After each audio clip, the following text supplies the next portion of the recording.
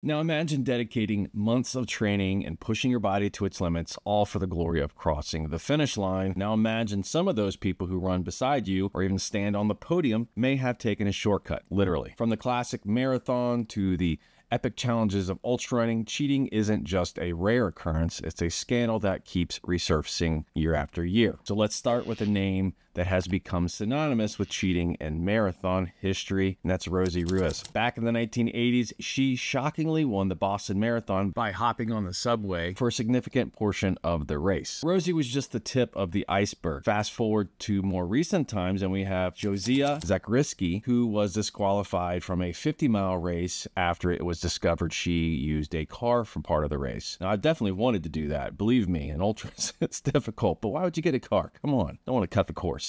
Ever. Now let's zoom in on one special notorious case in ultrarunning, Kelly Agnew. If you've been in ultrarunning for any amount of time, you know that name. Agnew became infamous for his method of cheating in fixed time ultramarathons, where the goal is to cover the most distance in a set period, like a 24-hour or 48-hour race. His technique was so brazen and bizarre, he would cross the timing mat on a lap, which would be the start finish, and then instead of running the entire loop, he'd hide in a porta potty for several minutes before emerging to cross the timing mat again, registering another lap. This was uncovered during the Across Years race, leading to his disqualification.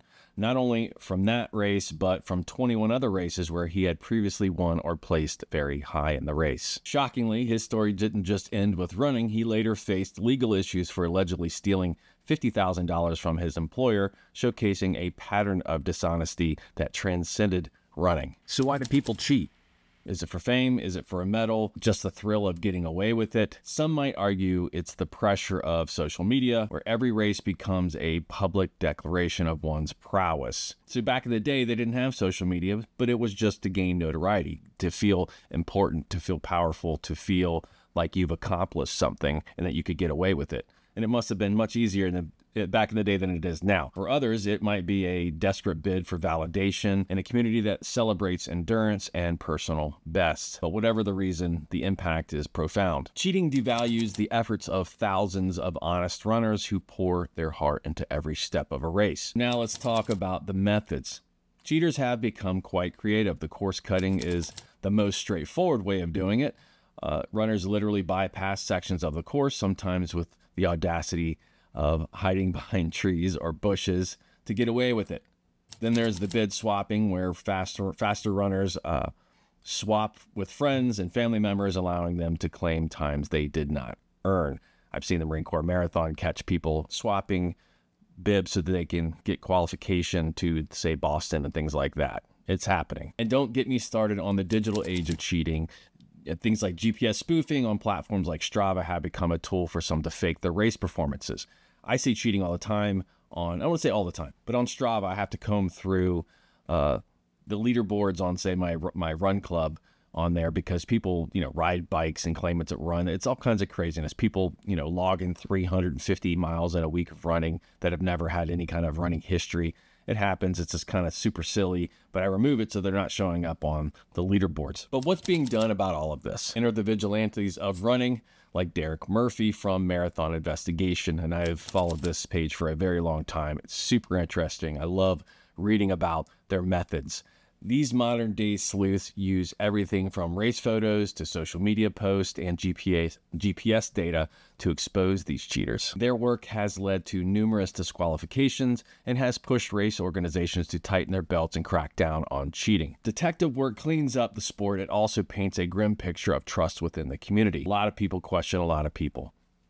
It's just how we are. But I don't think it's a bad thing. Races are stepping up too. Many ultramarathons now require runners to wear GPS trackers, ensuring they follow the exact route. And it's also suspicious if you're an ultra runner and you don't post things to Strava. As the saying goes, if it's not on Strava, it didn't happen.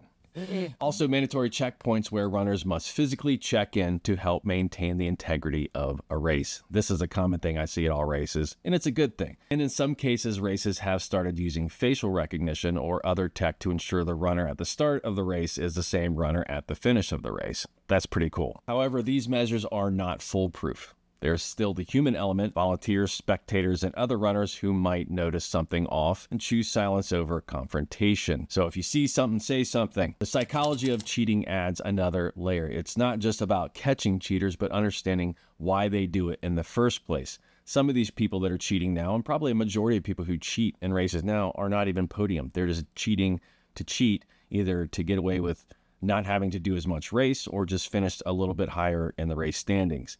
I don't really understand it, but people who do this blatantly probably have some sort of issue that needs to be addressed. Mental health. The desire for recognition or simply the thrill of deceit can drive someone to compromise their integrity, and integrity is everything. So where does this leave the sport? The running community is kind of at a crossroads. On one hand, there's a call for more transparency and stricter enforcement, and on the other, there's a need to foster a culture where the joy of running isn't overshadowed by the fear of deceit, not being scared of someone deceiving you and cheating. We don't want to be worried about that constantly.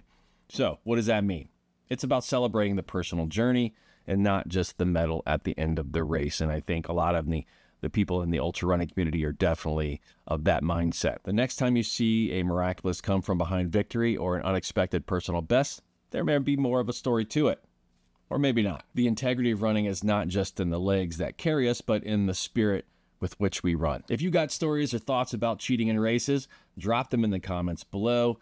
Thanks for watching. And to continue on with this series, go ahead and click right over here, one of these areas, and we'll continue on the dark side of ultra running that no one talks about.